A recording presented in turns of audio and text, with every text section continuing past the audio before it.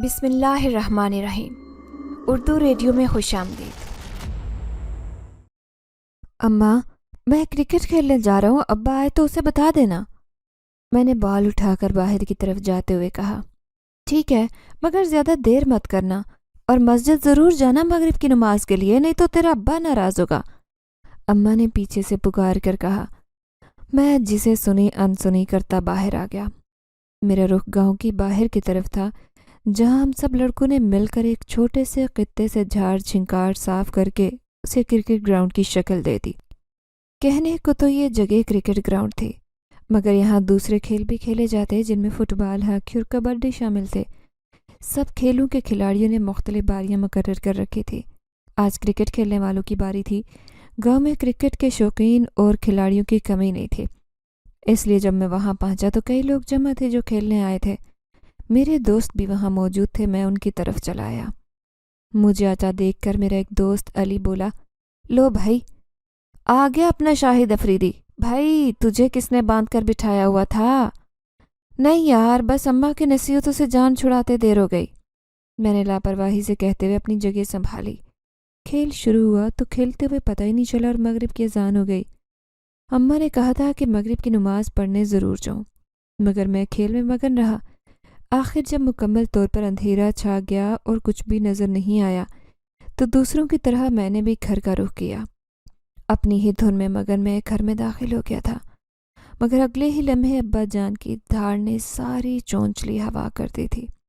وہ مجھ پر بری طرح سے برس پڑے تھے۔ شرم نہیں آتی رضوان میاں؟ امام مسجد کے بیٹے کو نماز نہیں پڑھنے آتے؟ یہ گیند بلہ کبڑ میں لے کر جاؤ گے؟ پتہ ہے کتنا میں چپ چاپ سر جھکائے سنتا رہا۔ جب وہ اپنی بھڑاس نکال چکے تو مجھے دفع کرنے کا حکم دے دیا۔ میں بجھے ہوئے دل سے وہاں سے ہٹ کر کمرے میں چلا آیا۔ ابا جان کا ہمیشہ میرے ساتھ یہی سلوک تھا۔ میرے ابا ایک مسجد میں پیش امام تھے۔ میرے علاوہ ان کی اولاد میں میری 2 بہنیں بھی تھیں۔ گھر میں میرے اور میری بہنوں کے علاوہ ابا، اماں، دادی اماں اور چھوٹی پھپھو بھی شامل تھی۔ چھوٹی پھپھو کے شوہر جو ابا کے چچا زاد بھائی تھے، ان کا انتقال ہو چکا تھا اور وہ اپنے 2 بچوں کے ساتھ یہیں رہتی تھی۔ اس طرح سے ماشاءاللہ ہمارا کنبہ کافی بڑا تھا، اور اس سب کا بوجھ صرف ابا کے ناتواں کندھوں پر تھا۔ مجھے آج تک یہ سمجھ میں نہیں آیا تھا کہ آخرکار اتنے سارے لوگوں کی ذمہ داریوں سے ابا کیسے نمٹتے ہیں۔ مجھے کالج پڑھنے کا بہت شوق تھا، مگر ابا کے نزدیک کالج کی پڑھائی نری فضول خرچی تھی۔ وہ چاہتے تھے کہ میں مسجد کا انتظام سنبھال لوں تاکہ ان کے بعد مجھے پیش امام کی جگہ مل جائے، اور پتہ نہیں کیا بات تھی کہ میرا دل اس کام پر آمادہ نہیں ہوتا، اور اب میں کرکٹ پر ساری توجہ مبذول کر چکا تھا۔ ابھی بھی ڈانٹ کھا کر میں منہ پھلا کر اپنے کمرے میں بیٹھ گیا۔ ذرا دیر بعد اماں نے میرے کمرے میں جھانکا۔ رضوان، کھانا کھا لے بیٹا آ کر، اماں نے کہا۔ مجھے بھوک نہیں ہے اماں، آپ ابا کو کھلا دیں، میں نے نروٹھے لہجے میں کہا۔ وہ کھا چکے، اٹھ تو بھی کھا لے، اماں جان نے پیار سے میرے سر پر ہاتھ پھیر کر کہا۔ کہا نا مجھے نہیں کھانا، نہیں ہے مجھے بھوک، میں نے بیزاری سے کہا اور کروٹ بدلی۔ اماں جان خاموشی سے باہر چلی آئیں۔ تھوڑی دیر بعد اندر آئی تو ان کے ہاتھ میں ٹرے تھی جس میں انہوں نے میرے لیے کھانا اٹھایا ہوا تھا۔ بیٹے اٹھ جا، رزق کے ساتھ راضی نہیں ہونا اچھی بات نہیں ہوتی، اللہ میاں ناراض ہو جاتا ہے، اماں جان مجھے بچوں کی طرح بہلاتے ہوئے کہنے لگی۔ ناچار میں اٹھ کر بیٹھ گیا۔ اماں جان نے مجھے کھانا کھلائے بغیر نہیں چھوڑنا تھا، اس لیے میں کھانے لگا، مگر میرے دل میں ابا جان کے خلاف اب تک غصہ بھرا ہوا تھا۔ بیٹا، اب تم بڑے ہو گئے ہو، ماشاءاللہ سے 20 سال کے ہو چکے ہو، تیری بہن کی منگنی ہو چکی ہے اور اب اس کے سسرال والے شادی کی جلدی کر رہے ہیں۔ تیرے ابا بوڑھے ہو چکے ہیں بیٹا، اب تمہیں بھی سوچنا پڑے گا۔ اپنے ابا کی بات مانو، ان کے ساتھ مسجد چلے جایا کرو، تمہارے بھلے کے لیے تو کہا کرتے ہیں۔ اماں جان بھی دوسری ماؤں کی طرح تھی، شوہر کے سامنے بیٹے کی وکالت کرتی اور بیٹے کے سامنے شوہر کی۔ میں خاموشی سے سنتا رہا۔ اماں کہہ سن کر تھک گئی تو برتن اٹھا کر چلی گئی اور میں بھی چارپائی پر لیٹ گیا۔ ہمارے گھر کے حالات بچپن سے ہی عجیب تھے۔ ابا جان مسجد کی پیش امامی کے علاوہ اور کوئی کام نہیں کرتے، اس کے عوض گاؤں والے انہیں ہر مہینہ 10,000 روپے دیا کرتے۔ سارا مہینہ انہی میں کھینچ تان کر گزارا کرنا پڑتا۔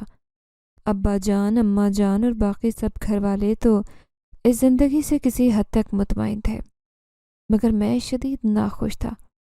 ابا جان کا اور کوئی ذریعہ معاش نہیں تھا، وہ دنیا کے چال چلن سے بالکل دور ایک انجان زندگی گزارتے، مگر میرا معاملہ بالکل مختلف تھا۔ میں جب اپنے دوستوں کو دیکھتا تھا جن کے حالات ہم سے زیادہ اچھے تھے تو میرے دل میں حسرتوں کا طوفان کربٹیں لیتا۔ جب وہ کھلے دل سے خرچ کرتے تو میرے دل میں بھی یہ خواہش انگڑائیاں لیتی کہ کاش میرے پاس بھی اتنے پیسے ہوتے، مگر یہ خواہش محض دیوانے کا خواب ہی ثابت ہوتی جو شرمندہ تعبیر نہیں بن سکا۔ میرے دادا جان بھی اسی گاؤں کی مسجد کے پیش امام تھے، اس کے بعد ابا بنے اور اب شاید میری باری تھی۔ گاؤں والوں کے نزدیک ہم نے گویا کوئی ایک خلائی مخلوق تھے جس سے کسی خطا کا سرزد ہونا گناہ عظیم تھا۔ شاید یہی وجہ تھی کہ بچپن سے ہی ہم سب بہن بھائی ایک امتیازی سلوک کا شکار بنتے۔ ہمیں بچپن سے یہ چیز ذہن نشین کروائی گئی تھی کہ ہم عام بچوں کی طرح کھیل نہیں سکتے، کیونکہ ہم پیش امام کی اولاد تھے اور پیش امام کی اولاد کو بے حد تمیزدار اور مؤدب ہونا چاہیے۔ اس رویے سے روگردانی کی تو اور کسی میں تو ہمت نہیں تھی، مگر میں نے ضرور بغاوت کی، اور اسی بات پر ابا جان بھی مجھ سے خار کھاتے۔ مجھے پیاس لگنے لگی تو اپنی سوچوں کو بریک لگایا اور اٹھ کر پانی پینے کمرے کی طرف بڑھا۔ میں نے سامنے سے گزرتے ہوئے دیکھا دادی جان کے کمرے کا دروازہ کھلا ہوا تھا۔ وہ اپنی چارپائی پر لیٹی ہوئی کرا رہی تھی۔ رضوان پتر، کھانا کھا لیا تو نے؟ مجھے دیکھ کر دادی جان نے پوچھا۔ جی دادی، کھا لیا، میں نے بیزاری سے کہا۔ پتہ نہیں کیوں میرا مزاج بڑا عجیب بنا ہوا تھا۔ دادی جان نے میرے لہجے پر غور کیے بغیر کہا، بیٹا پانی پی کر ذرا میری ٹانگیں تو دبانا، آج دوسرے گاؤں گئی تھی، میری ٹانگیں تھکن سے دکھ رہی ہیں، ذرا دبا دے۔ جی آتا ہوں، میں نے جان چھڑاتے ہوئے کہا۔ پانی پی کر واپس آیا تو لائٹ جا چکی تھی۔ میں نے سوچا اندھیرے میں کون سا دادی جان مجھے دیکھ رہی ہیں، کون گھنٹے تک ان کی ٹانگیں دبائے۔ میں نے لاپرواہی سے سوچتے کمرے کا رخ کیا اور آ کر لیٹ گیا۔ کافی دیر یوں ہی پڑا سوتا رہا۔ پھر مجھے کچھ شرمندگی ہونے لگی۔ دادی جان عام طور پر مجھ سے کسی کام کا نہیں کہتی تھی، اور اگر آج کہا بھی تو میں جان چھڑا کر بھاگ آیا۔ حالانکہ 15-20 منٹ کے لیے اگر ان کی ٹانگیں دبا لیتا تو اس سے میری صحت پر تو کوئی اثر نہیں پڑنا تھا۔ میں چپکے سے رضائی سے نکلا اور دادی جان کے کمرے کی طرف بڑھ گیا۔ انتہائی دبے قدموں سے دادی جان کے کمرے میں پہنچا۔ لائٹ تو اب تک نہیں آئی تھی، مگر ان کے کمرے میں روشنی ہو رہی تھی۔ مجھے روشنی بڑی عجیب لگی، بڑی بڑی سفید ٹھنڈی سی روشنی تھی۔ خیر، میں آہستہ آہستہ چلتا ہوا دروازے تک پہنچا۔ دھیرے سے دروازہ کھولا تو ٹھنڈک بھری خوشبودار ہوا کا جھونکا باہر آیا، جس نے میرے اطراف معطر کر دیے۔ میں حیران تو بہت ہوا کہ آخر اس طرح کی یہ خوشبو کہاں سے آئی، لیکن کچھ سمجھ نہیں آیا، کیونکہ آگے کے منظر کو دیکھ کر میں ہکا بکا رہ گیا۔ دادی جان چارپائی پر سوئی تھی اور ان کے قریب تو چھوٹی بچیاں تھیں۔ سرخ جوڑے میں ملبوس وہ بچیاں دادی جان کی ٹانگیں دبا رہی تھی۔ ان کی رنگت دودھ جیسی سفید تھی، بال لمبے اور گھنگریالے، بڑی بڑی گول آنکھیں، چھوٹا سا قد بالکل بونو جیسا۔ میں دم بخود دیکھنے لگا، آخر یہ کون تھی، کہاں سے آئی تھی؟ کیونکہ اتنی چھوٹی اور اس طرح کی شکل و صورت کی بچیاں ہمارے گھر تو دور کی بات گاؤں بھر میں نہیں تھی۔ پھر ان سے نگاہیں چار ہوئی۔ ان کی آنکھوں میں بے پناہ چمک تھی، ایسے لگ رہا تھا جیسے ان کی آنکھوں میں پتلیوں کی جگہ 2 ننھے انگارے چمک رہے ہوں۔ شدید سردی کے باوجود مجھے پسینے آنے لگے۔ میں فوراً پلٹا اور کمرے کی طرف دوڑ لگائی اور بستر میں گھس کر چپکا ہو کر لیٹ گیا۔ میرا دل بری طرح سے دھڑک رہا تھا۔ یہ واقعہ ان عجیب و غریب واقعات میں سے ایک تھا جو میرے ساتھ بچپن سے پیش آتے۔ مجھے اچھی طرح سے یاد تھا، ان دنوں میں کافی چھوٹا تھا، شاید 4تھی جماعت میں پڑھتا تھا۔ ہمارے یہ گھر میرے پردادا نے بنوایا، انہی کے ہاتھوں سے لگایا گیا ایک بیری کا درخت ہمارے گھر میں اب بھی موجود تھا۔ یہ درخت بہت اچھا پھلدار ثابت ہوا۔ میں اپنے بچپن سے ہی شرارتی اور ضدی طبیعت کا مالک تھا۔ اس دن مجھے بیری کے درخت پر چڑھنے کا شوق چرایا۔ اماں جان مجھے بیری کے درخت پر چڑھنے سے روکتی رہیں۔ بیٹا، بیری کے درخت پر مت چڑھو، کانٹے دار درخت ہے، گر گئے تو چوٹ لگ جائے گی۔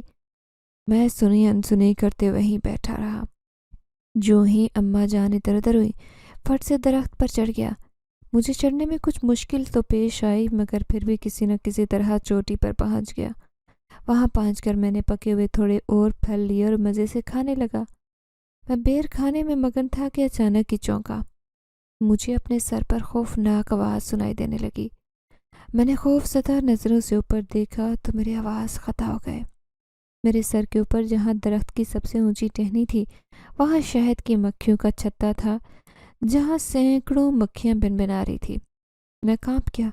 یہ تو مجھے اچھی طرح سے علم تھا کہ یہ بڑی خوفناک مکھیاں ہوتی تھی اور ان کے ڈھسے ہوئے کو شدید تکلیف کا سامنا کرنا پڑتا۔ بس اسی لمحے میرا دماغ گھوما، مجھ پر شدید خوف طاری ہو گیا۔ تبھی میرا ہاتھ عجلت میں ٹہنی سے چھوٹا۔ میں نیچے اترنے کی کوشش کرنے لگا۔ اس تیزی کا مظاہرہ کرنے کی وجہ سے میرا ہاتھ ٹہنی سے چھوٹ گیا اور میں تیزی سے نیچے گرنے لگا۔ میرے جسم میں کئی کانٹے چبھ گئے، لیکن پھر بڑی عجیب بات ہوئی۔ اب میں زمین سے چند فٹ ہی دور تھا۔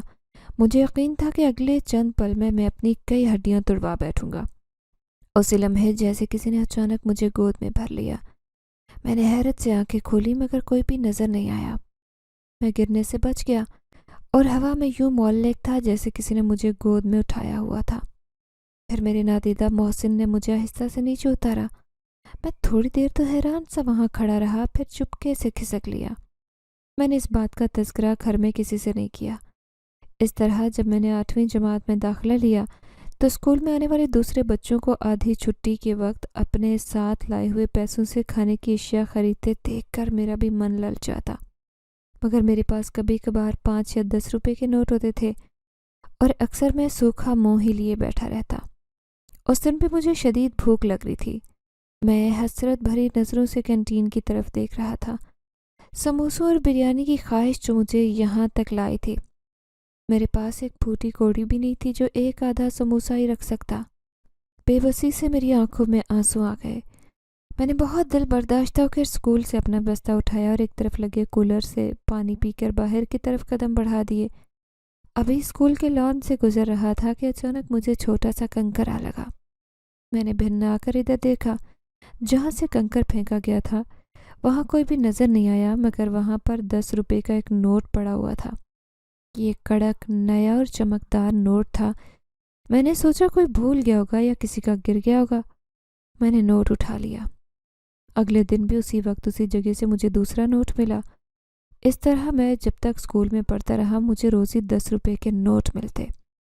اسکول کے ساتھ ہی ایک پرانا مندر تھا جو خستہ حال اور اتنا ٹوٹا پھوٹا تھا۔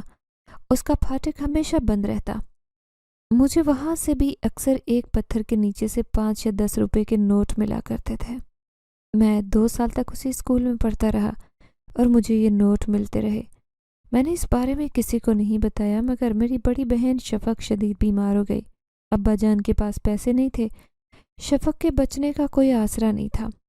میں نے کافی روپے پس انداز کر رکھے تھے۔ اپنی بہن کو مشکل میں دیکھ کر میں نے وہ پیسے اماں جان کے حوالے کر دیے۔ وہ میرے پاس اتنے سارے پیسے دیکھ کر چونک گئی۔ رضوان، اتنے پیسے کہاں سے آئے تمہارے پاس؟ اماں جان نے مشکوک نظروں سے دیکھتے ہوئے پوچھا۔ میں نے انہیں سارا قصہ سنا دیا۔ پہلے تو وہ میری بات کا یقین نہیں کر رہی تھی، مگر پھر جب انہوں نے ابا جان کو اس بارے میں بتایا تو انہوں نے جانے کو کہا کہ وہ چپ ہو گئی۔ اس کے بعد اور تو کچھ نہیں ہوا، بس مجھے وہاں پر دوبارہ پیسے نہیں مل پائے، جس کا مجھے ہمیشہ افسوس رہا۔ خیر، اسی طرح سے بچپن کی یادیں دہراتے مجھے کب نیند نے آ لیا پتہ ہی نہیں چلا۔ صبح اٹھا تو رات والا واقعہ یاد آ گیا، جسے سوچ کر میں نے دادی جان سے پوچھا، دادی جان، رات آپ کے کمرے میں کون لڑکیاں تھیں؟ دادی جان نے مجھے مسکرا کر دیکھا اور کہا، تو تم نے وہ لڑکیاں دیکھ لی تھیں؟ میں نے کہا، جی ہاں دیکھ تو لی تھی، لیکن دادی جان وہ تھی کون؟ میں نے انہیں پہلی بار یہاں دیکھا تھا۔ میری بات سن کر دادی جان مسکرائی۔ انہوں نے کہا، وہ میری مریدنیاں تھی۔ میں ہکا بکا سے رہ گیا۔ بھلا دادی جان کی مریدنیاں کہاں سے پیدا ہو گئیں؟ اس سے پہلے کہ مزید کچھ پوچھتا انہوں نے یہ کہہ کر بات ختم کر دی، بیٹا، جن چیزوں کے بارے میں علم نہ ہو بلا وجہ سوچ بچار نہیں کرتے۔ ان کی بات سن کر میں اپنا سا منہ لے کر رہ گیا۔ شاید میں ان کے ایسا کہنے کے باوجود مزید کچھ پوچھتا، مگر اسی وقت ابا جان آ گئے، اس لیے میں خاموش رہ گیا۔ ابا جان نے ایک کڑی نظر مجھ پر ڈالی اور خاموشی سے بیٹھ کر ناشتہ کرنے لگے۔ میں چائے ختم کر کے اٹھنے لگا تو ابا جان نے پوچھا، کہاں جا رہے ہو برخودار؟ میں نے چونک کر آواز کی طرف دیکھا۔ وہاں ایک ننگ دھڑنگ سا سادھو انسان بیٹھا نظر آ رہا تھا۔ کون ہو تم؟ میں نے اس سے حیرانی سے پوچھا۔ ارے بالک، نظر نہیں آتا کیا؟ ہم تو ایک نمبر کے نکمے سے بنتے ہیں پالن ہار کے، تو تم کو ادھر دکھی بیٹھے دیکھا تو سوچا ذرا بات چیت کر لیں، پتہ تو کریں ایسا کون سا بوجھ ہے من پر جو یوں منہ پھلائے بیٹھے ہو۔ سادھو نے گہری نظروں سے مجھے دیکھتے ہوئے پوچھا۔ ایسا کچھ نہیں ہے، میں نے جھجک کر کہا۔ کوئی تو پریشانی ہے بچے، اب ہم سے چھپائے گا؟ سادھو نے مسکراتے ہوئے کہا۔ کوئی پریشانی نہیں مجھے بڑے میاں، اپنی آنکھوں کا علاج کرواؤ، کچھ بھی بولے جا رہے ہو۔ میں نے اسے ناگواری سے دیکھ کر کہا تو اس کے چہرے پر خبیثانہ مسکراہٹ ابھری۔ میاں صاحب، ہم تو وہی دیکھ رہے جو تمہارے چہرے پر دکھ رہے۔ تمہارے چہرے پر تو بڑا صاف دکھ ہے کہ تمہارے من میں دھیمک لگی ہے۔ کون سے دھیمک؟ میں نے ہڑبڑا کر کہا۔ بالکل بالک، ہم جانتے ہیں کہ تمہارے من میں بہت سارے گھاؤ ہیں، تم بتانا نہیں چاہتے تو ہم مجبور نہیں کریں گے۔ ہاں، اگر بتانا چاہو تو تمہاری جو مدد کر سکے وہ ضرور کریں گے۔ سادھو نے کچھ ایسے انداز میں کہا کہ میرا دل پگھل گیا۔ میں چند لمحے کھڑا سوچتا رہا اور پھر میں نے اٹکتے اٹکتے اپنی زبوں حال زندگی کا بتانا شروع کیا۔ میری سرگزشت سن کر وہ سادھو کچھ دیر خاموش رہا، پھر کہنے لگا۔ سنو لڑکے، اگر تم چاہتے ہو کہ امیر بن جاؤ، تمہارے حالات بدل جائیں، تو میرے پاس جھونپڑی میں ملنے آنا۔ سادھو اٹھ کر کھڑا ہوا۔ ٹھیک ہے، میں آؤں گا۔ میں نے سادھو سے مصافحہ کیا اور واپس چل پڑا۔ گھر پہنچ کر آئندہ آنے والی زندگی کے بارے میں سوچتا رہا کہ میں بھی امیر بن جاؤں گا۔ اب اس سادھو کی بدولت یہی سب سوچتے ہوئے کب سویا پتہ ہی نہیں چلا۔ میری آنکھ امی کے جگانے پر کھلی، جو مجھے سخت ڈانٹ رہی تھی کہ میں نے آج فجر کی نماز بھی نہیں پڑھی، جس کی بدولت وہ ناراض ہو گئی۔ میں شرمندہ سا اٹھ گیا۔ میں جان بوجھ کر مسجد نہیں گیا تھا کیونکہ میرا دل ہر چیز سے چاٹ ہو چکا تھا۔ میں بس اب جلد از جلد سادھو سے ملنا چاہتا تھا جس نے مجھے بہتر زندگی کے بارے میں بتایا تھا۔ اس دن ابا جان خلاف توقع بالکل خاموش تھے۔ میں سادھو کی بتائی باتوں کے بارے میں سوچنے لگا۔ اس نے مجھ سے اگلے دن دوپہر کے وقت اسی جگہ یعنی نہر کے کنارے بلایا تھا۔ میں بے چینی سے مقررہ وقت کا انتظار کرتا رہا۔ میں اپنے خیالات میں کھویا اس بات سے یکسر انجان تھا کہ ابا جان آج بہت مضطرب ہیں۔ انہیں کسی پل چین و قرار نہیں تھا۔ وہ بار بار بے چینی سے ٹہلنے لگتے۔ ان کے قدم بار بار میرے کمرے کی طرف بڑھ رہے تھے، مگر جیسے کوئی ایک دم سے انہیں روک دیتا۔ پھر جب ہیجان نے زیادہ شدت اختیار کی تو وہ گھر سے باہر نکل گئے۔ ان کے قدم مسجد کی طرف اٹھ رہے تھے۔ مسجد پہنچ کر انہوں نے وضو خانے سے وضو کیا اور اندر چلے گئے۔ اس وقت وہاں کوئی بھی نہیں تھا۔ وہ مسجد کے سکون سے ٹیک لگائے آنکھیں بند کر کے بیٹھے۔ اچانک کسی کی آواز سنائی دی۔ السلام علیکم میاں صاحب۔ ابا جان نے چونک کر آنکھیں کھولی اور کہا، وعلیکم السلام، آپ کیسے تشریف لائے؟ ان کے سامنے ایک سفید سایہ نمودار ہو رہا تھا۔ اطلاع دینے آئے امام صاحب، اس سفید سائے نے کہا۔ کیسے اطلاع؟ ابا جان نے اس طرف کے پہلو بدلتے ہوئے کہا۔ آپ کا برخوددار غلط راستوں کا راہی بننے والا ہے۔ اب سفید سائے نے کہا جو مکمل انسان میں ڈہل چکا تھا۔ ابا جان کے کندھے لٹکنے لگے، ان کے چہرے کی جھریاں کچھ گہری ہو گئی تھی۔ انہوں نے غمزدہ آواز میں کہا، کیا تم اسے روک سکتے ہو؟ اس پراسرار اجنبی نے نفی میں سر ہلا کر کہا، نہیں جناب، پیر و مرشد نے فرمایا تھا کہ اگر کوئی ہمارے خاندان کا فرد لالچ میں مبتلا ہو جائے تو اس کی مدد کرنا منع ہے۔ ہم اس حکم سے مجبور ہیں۔ ہاں، البتہ سمجھانے کی کوشش ضرور کر سکتے ہیں۔ اس شخص نے کہا، ٹھیک ہے، آپ اپنی سی کوشش کر کے دیکھیں، خدا کرے وہ بد دماغ سمجھ جائے۔ ابا جان نے کہا تو وہ بزرگ خاموشی سے سر ہلاتے غائب ہو گئے۔ ابا جان نے واپس ستون سے ٹیک لگا کر آنکھیں بند کر لی۔ جب دوپہر ہو چکی تو میں خاموشی سے گھر سے نکلا۔ اس وقت ہر جگہ خاموشی چھائی تھی۔ میں تیز قدموں سے چلنے لگا۔ گلی سے نکل کر کچی سڑک پر پہنچا تو ٹھڑک کر رہ گیا۔ میرے سامنے ایک بہت بڑے جسے والا کتا کھڑا تھا۔ اس کی خوفناک زبان جو گز بڑھ لمبی تھی باہر لٹک رہی تھی اور وہ کچے راستے کے درمیان میں پنجوں کے بل بیٹھا تھا۔ میں اسے ڈرانے کی کوشش کرنے لگا مگر اس پر رتی برابر اثر نہیں ہوا۔ وہ جوں کا توں بیٹھا رہا۔ तंग आकर मैं रास्ते से उतरा और खेतों के दरमियान से गुजर कर जाने लगा, मगर उस वक्त मेरी हैरत की इंतहा न रही जब मैंने कुत्ते को एक बार फिर दौड़कर सामने खड़ा होते देखा। अब वो मेरे सामने खड़ा बड़ी खौफनाक आवाज़ में गुर्रा रहा था। मैं परेशान हो गया। साधु का दिया वक्त गुजरता जा रहा था और ये कुत्ता था कि सामने से हट ही नहीं रहा था। ऐसे लग रहा था जैसे उसे किसी ने मेरा रास्ता रोकने के लिए खड़ा कर दिया हो। मैं जिस तरफ से भी हटकर गुजरने की कोशिश करता, कुत्ता सीधा उसी रास्ते पर आकर खड़ा हो जाता, घुर्राता या भौंकने लगता।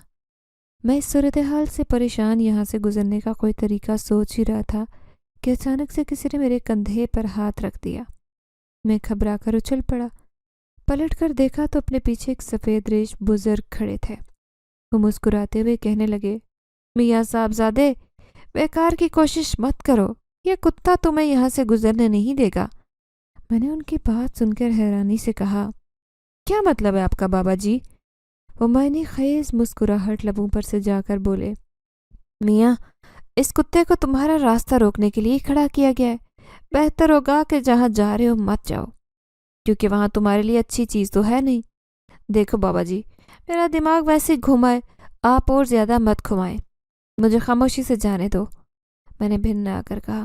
मेरी बात सुनकर बाबा जी दोबारा मुस्कुराए। तो तुम ऐसे नहीं मानोगे लड़के, तुम्हें ठोकर लगेगी तभी तुम्हारा दिमाग ठिकाने होगा।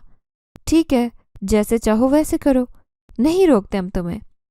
ये कहकर बाबा जी जाने लगे। उनकी तरफ से सुकून का सांस लेकर मैं कुत्ते की तरफ मुतवज्जे हुआ, लेकिन ये देखकर मैं बिल्कुल हकला गया कि वहाँ कुत्ता तो दूर की बात, उसका तो नामो निशान भी नहीं था। मैं बड़ा हैरान हुआ, क्योंकि कहाँ तो वो मुझे गुजरने ही नहीं दे रहा था और कहाँ वो सेकंड में गायब हो गया। खैर, मैं खरामा चलता नहर के किनारे पहुंचा। साधु मेरा मुंतज़िर था। मुझे देखकर मुस्कुराकर बोला, आ गया बालिक, हम तेरा इंतज़ार कर रहे थे। मैंने कहा, हाँ मैं आ तो गया, मगर बड़ा अजीबोगरीब वाक़या पेश आया। मैंने कहते हुए उसे सारा किस्सा सुनाया। ये सुनकर वो शदीद गुस्से में नज़र आ रहा था। बालिक, तेरा बाप तुझे रोकने की कोशिश कर रहा है, वो नहीं चाहता कि तुझे कोई भी कामयाबी मिले। साधु की बात सुनकर मैं चौंक गया। क्या मतलब? मेरा बाप कहाँ से आ गया बीच में? वो क्यों रोकेगा? उसे तो पता भी नहीं कि मैं तुम्हारे पास आया हूँ। मैंने हैरत से पूछा। सब पता है उसे बालिक, शक्तियाँ हैं उसके कब्जे में, लेकिन तुझे कैसे पता होगा? तुझे तो बचपन से ही दबा कर रखा है उसने।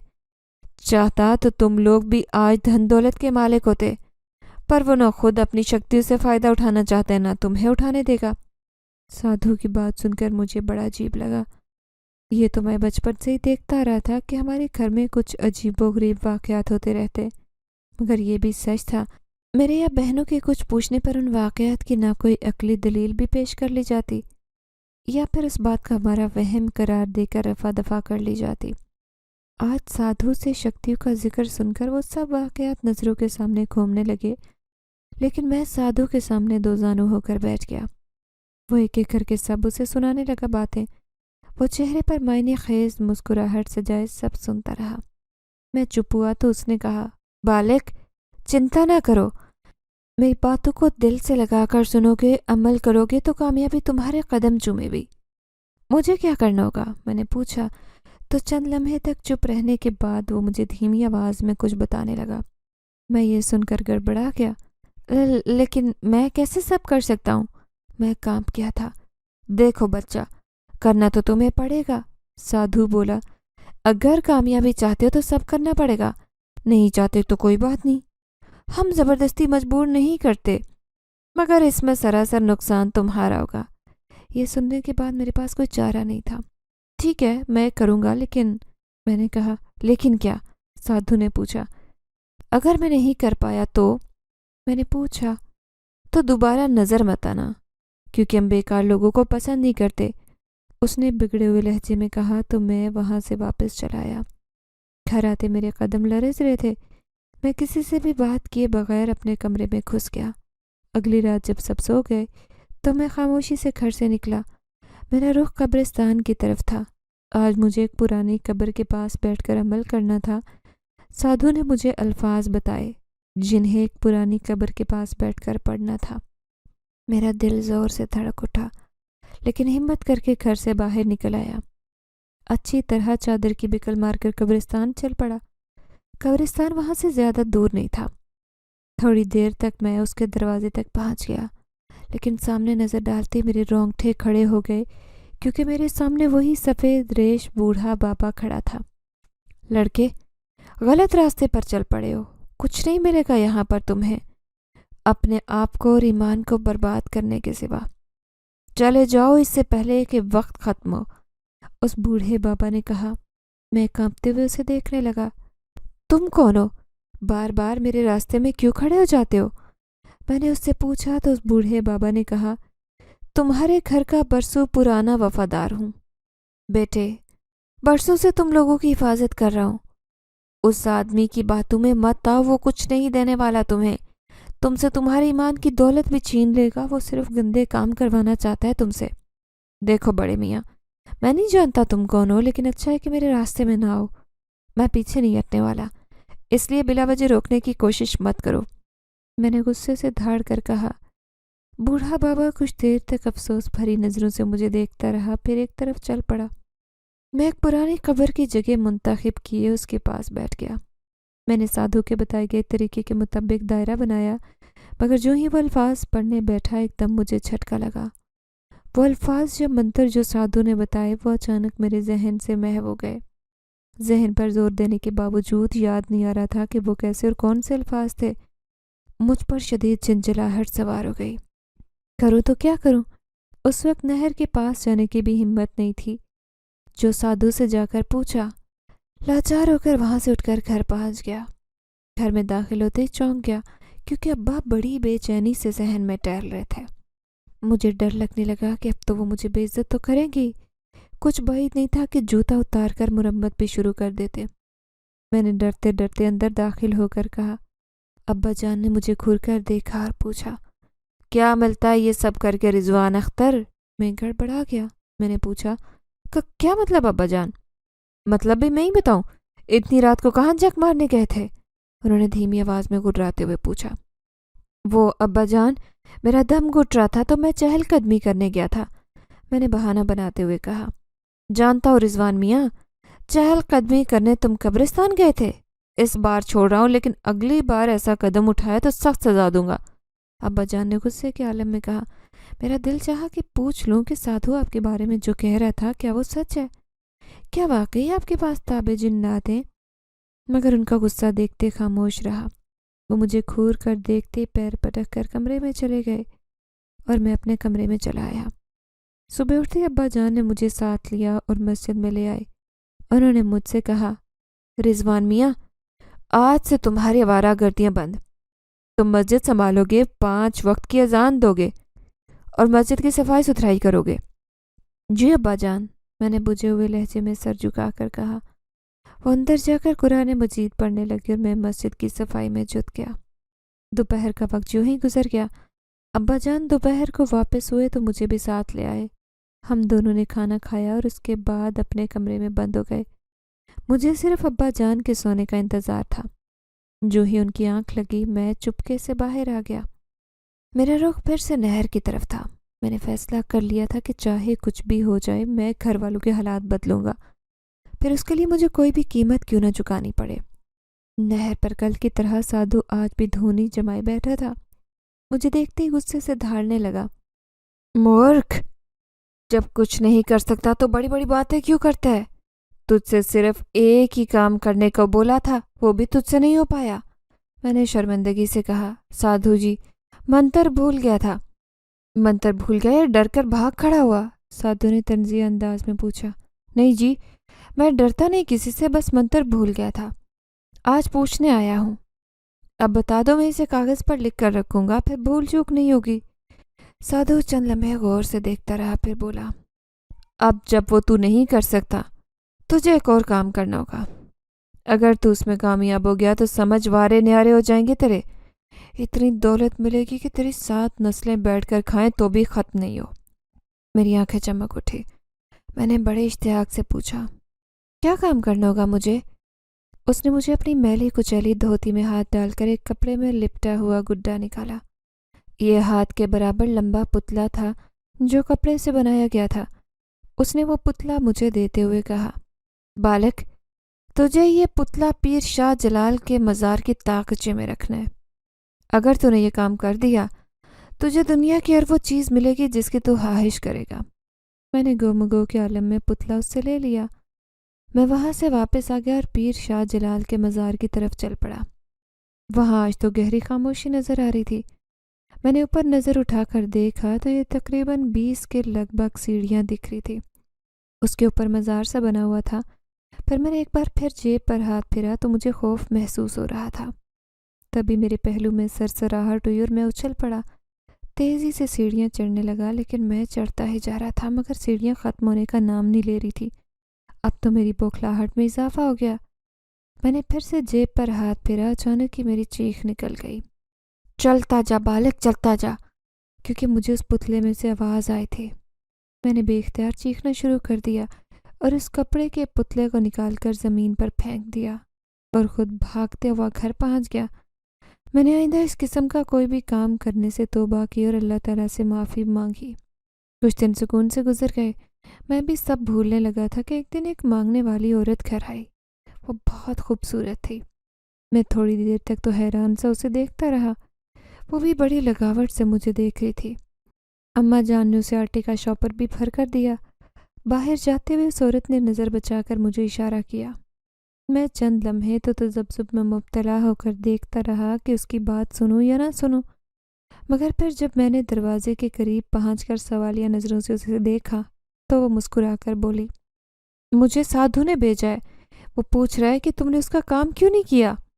میں نے غصے سے اسے دیکھ کر کہا، سادھو سے بول دو کہ میں یہ گھٹیا کام کبھی نہیں کروں گا، میرا پیچھا چھوڑ دے ورنہ بہت برا ہوگا۔ کیا بات ہے رضوان؟